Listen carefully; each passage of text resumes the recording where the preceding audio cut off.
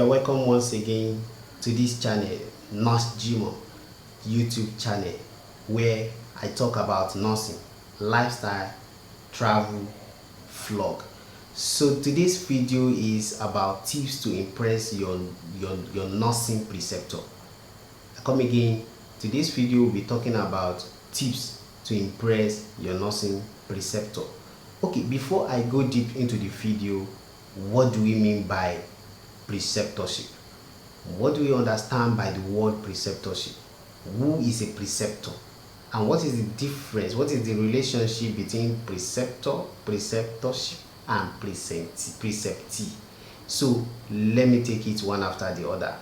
Preceptor. Okay, before I go into that, if you are new on this channel, please subscribe to my YouTube channel. Subscribe to my YouTube channel. If you are new in this channel, please subscribe to my YouTube channel. Watch my videos that I've done in the previous time. You might find some that could, you might find one of my videos that would be of interest to you. To my returning subscriber, thank you very much. Don't forget to hit the like button of this video if you find it interesting while I dwell deep into the video. Now, what is preceptorship? What is preceptor? And who is preceptee? Okay, preceptee is the person, is an individual, a professional that is receiving preception. Let me call it that way. Why the preceptor is the person that is impacting the knowledge or the learning skills onto the preceptee. Then the preceptorship.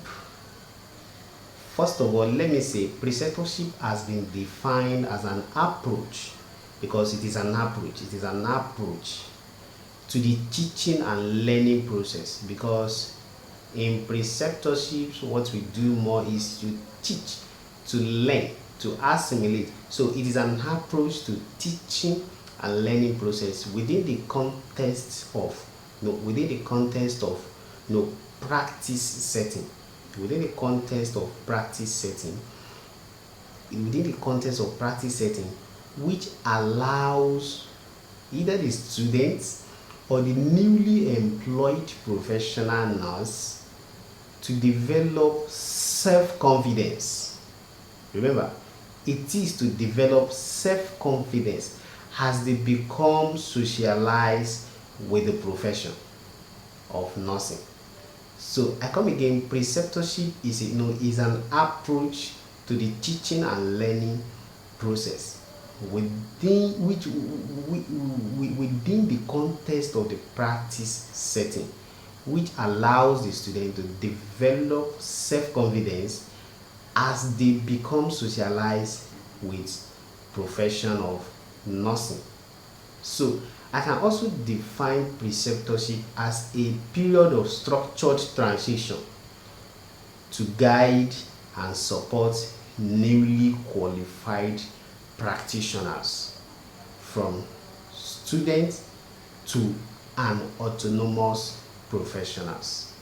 From students to an autonomous professional. What I'm saying in essence about preceptorship is that preceptorship is just like a form of learning, the teaching, guiding through when you have just newly finished as a nurse and you are now coming into the clinicals and you are being guided, being taught, being learned, being reminded back of what you have studied during the time of your training, and you are being guided through for you to learn and for you to be able to perform autonomously as a professional. So this is what preceptorship is all about. And you will see in preceptorship, you will be seeing a newly employed registered nurse being guided through theoretically, practically on some of the things, for some period of times on how things are done, how the practice is. And it can even be a form of where the newly employed registered nurse being rotated from a department to another department, from one particular department to another department, or from one particular unit to another unit. So this is all about preceptors. This is all about preceptorship. And now, what are the tips to impress your preceptor? Remember, preceptor is a form of like an instructor or a senior professional college, or a clinicians, or a form of a senior professional college, or clinical instructors, or a registered nurses. So what are the tips that you need to emulate? You need to be engaged. You should engage yourself. When they are doing anything, you should be there. It is not the time now for you to be dodging work, for you to be dodging to work. So you should be there. You should be present. You should be there at all times. You should also ask questions, because when you ask questions, the preceptor is going to be able to explain to you what it entails, what you need to do, what is expected of you, what are your duties or your responsibilities. So it is when you ask questions, more ideas, more information is going to come out of the mouth of the preceptor. So you should ask questions, and you should observe very closely. You should observe very closely. You should think, reason cognitively. Observe very closely. Any actions that is being done, anything being done, you should ask, why is this done? Why is that done? Because by the time you finish the period of preceptorship and you are now working alone in the world, you become accountable to your care, to the care that is being put on, to the patient that is being put under your care. So you become accountable.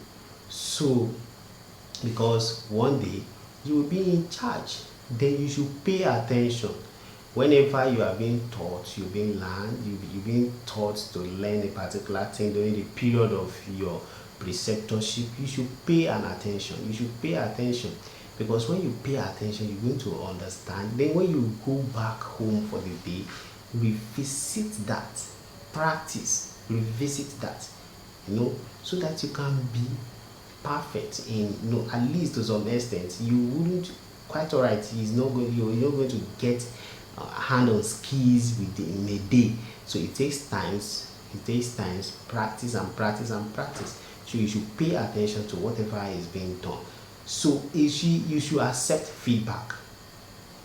When the preceptor is now correcting you or giving you the feedback, this is what you do, this is what you need to do, this is what you need to improve on, you should accept that, and not the time for you to be arguing that I know this now, I know this, why telling me again? You should know it. Even though you know it, you should still listen. You can still get more information from there, because this preceptor has been there in the system before you. So you should pay attention, accept feedback.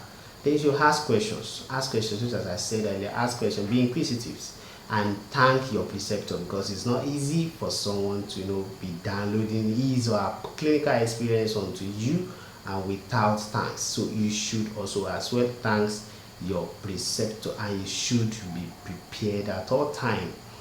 Be prepared at all time.